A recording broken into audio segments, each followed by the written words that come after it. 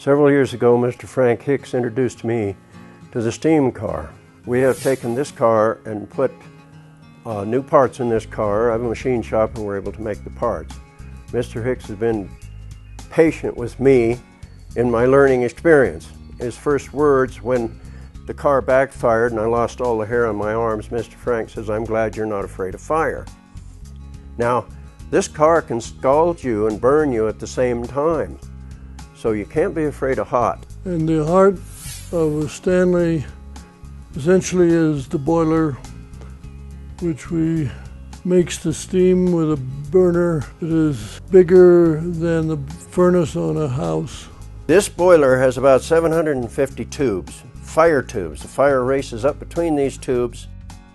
The water boils inside, comes up, comes through here, goes back through here, and goes back down over the fire. This steam engine, two-cylinder, double-acting piston engine, has as many impulses per revolution as an 8-cylinder internal combustion engine. With less than 40 moving parts, it's not complicated. It has no spark plugs, it has no torque converter. You can hook it directly to the rear end of the car.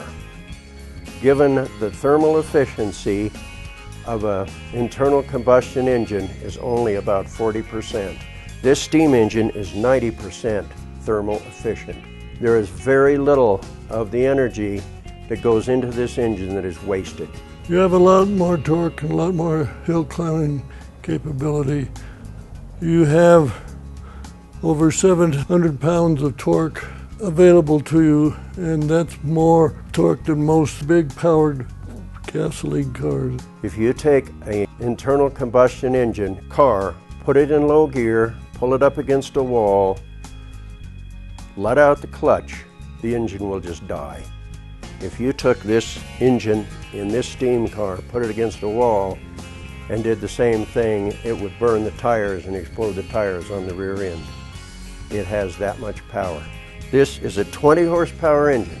I mean, it has 20 horsepower at 1 RPM.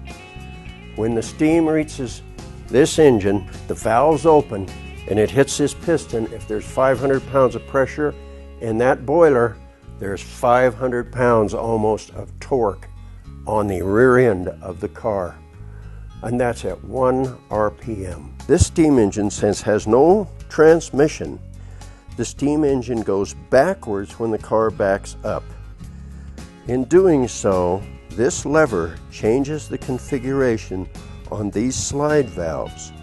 These slide valves are tied to an eccentric on this big gear. As this moves in this direction, you'll see these slide valves move. And this changes this configuration of these D slide valves. By D, I mean these slide valves are in a steam chest and go back and forth to let steam to these cylinders. Now the car goes backwards. It goes backwards as fast as it goes forward, so you have to be awfully careful you don't go through the barn wall. Now, this also has an economizer.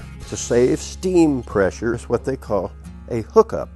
And a little dog drops into this little groove, and you have the steam valves are lead and lag at a much less degree so that you lose a lot less steam. You don't use as much steam to go down the road on level ground. It helps you conserve your steam pressure. We have about 100 pounds on an air compressor.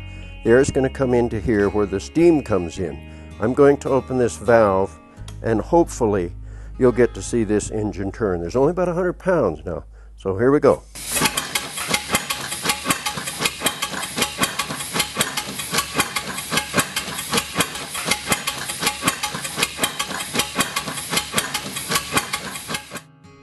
This car I bought as a basket case. In the early 1980s, after we retired here at Estes Park, Frank said he was going to go to Fort Collins one day to look at a steam car. So I said, okay. So he came back and I said, well, how was it? And he had a funny look on his face and I said, you didn't. He said, I always wanted to own a steam car. I said, you did not, you just thought of it today when you saw it. So that was the green car he brought back, literally in baskets. And put it all the basket parts back together again. Yeah, if you can see from the banners on our rafters here, we've been on a lot of steam car tours. They usually last about a week, and they go about 100 miles a day in all different directions. And well, we've been to California, Washington State, we've been to Maine, New Hampshire, Wisconsin, all over the country with this group of enthusiasts. People ask me how fast they go. I said, well, I don't know, but one time we were driving from Pagosa Springs down to Chama, New Mexico, and I looked at the speedometer and the 0 was coming up for 70. So I thought that was pretty good.